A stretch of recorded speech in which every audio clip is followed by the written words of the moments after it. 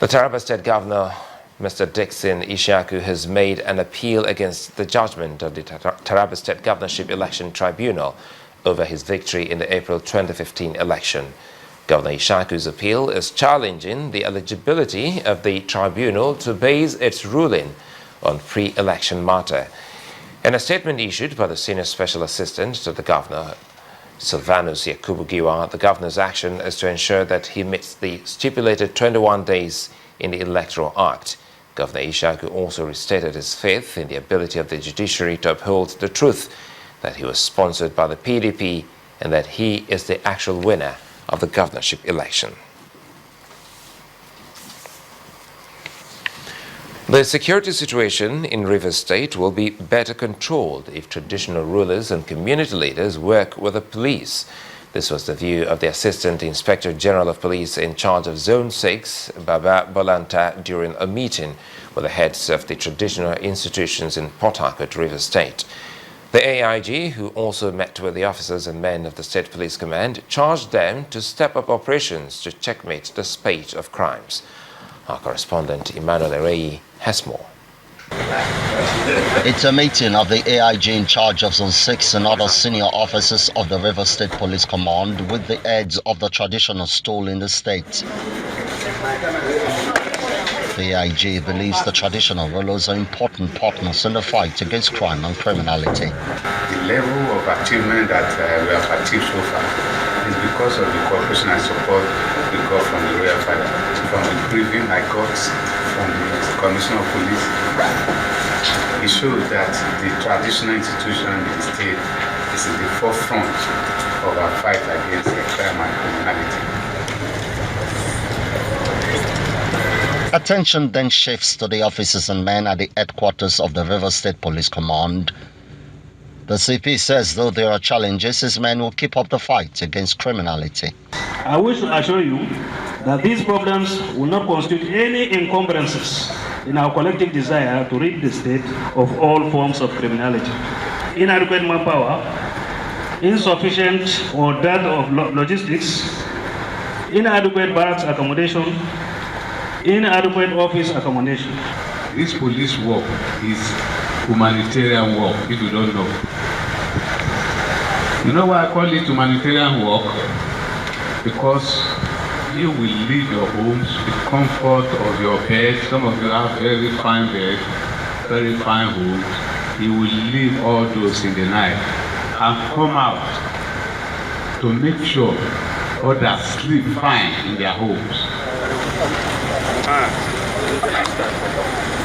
As the police intensifies its clampdown on criminals in the state, the charge is for the officers and men to always be a step ahead of those they consider to be enemies of the people.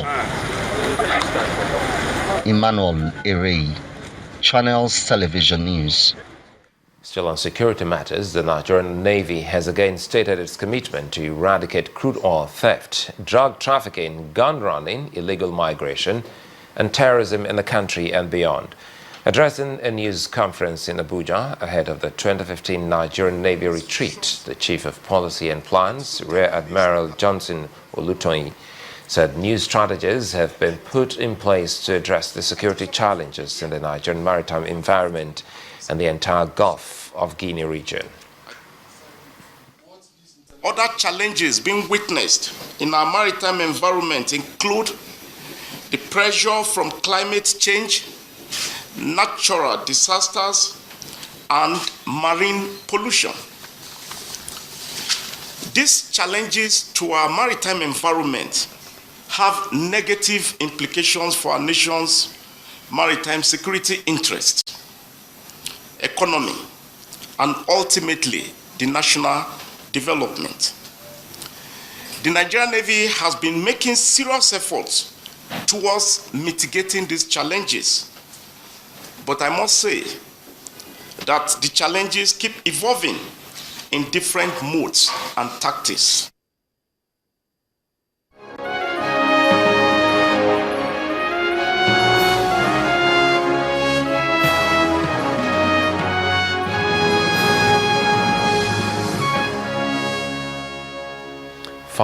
192 days after the abduction of over 200 girls from government secondary school in Chibok.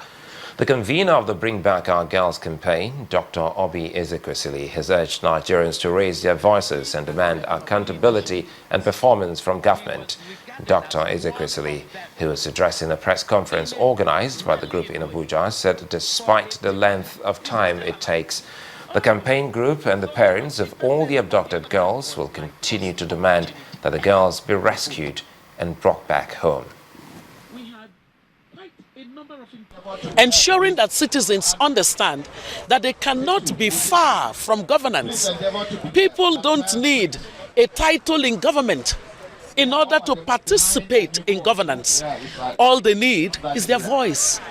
They need to demand accountability. We need to demand that the Nigerian Senate, the Nigerian House of Reps, must work according to the constitutional mandate that is upon them.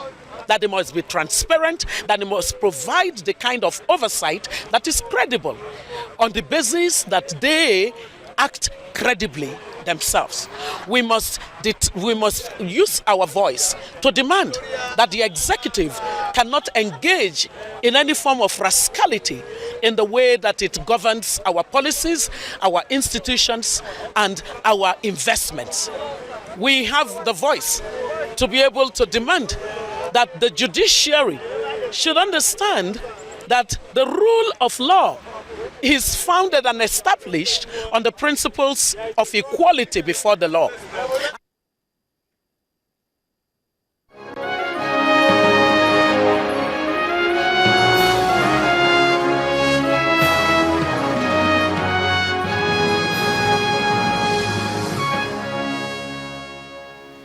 The Minister of Information has urged the media to scale up campaigns to boost national unity and help end terrorism.